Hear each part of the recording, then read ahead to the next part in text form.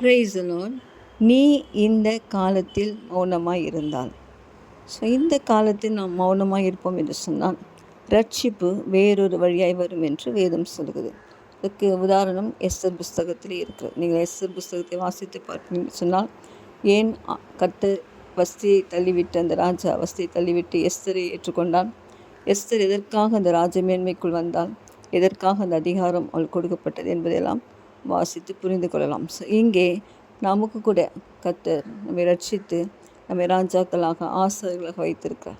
நமக்கு ஊழியங்களை கொடுத்திருக்கிறார், சபைகளை கொடுத்திருக்கிறார். நாம் இந்த கடைசி நாட்களிலே மௌனமாக இருப்போம் என்று சொன்னால் அவருடைய ரட்சிப்பு எத்தனையோ வழிகளில் வந்துவிடும். ஆனால் நாம் எதற்காக செலக்ட் பண்ணப்பட்டோமோ அந்த அழைப்பை நாம் நிராகரித்துவிடும். ப்ளீஸ் பிரியமானவர்களே, நீங்கள் எல்லாரும் அந்த அழைப்பிலே நிலை நின்று மௌனமாயிராமல் அநேக ரட்சிப்புக்காக கதருங்கள். கர்த்தர்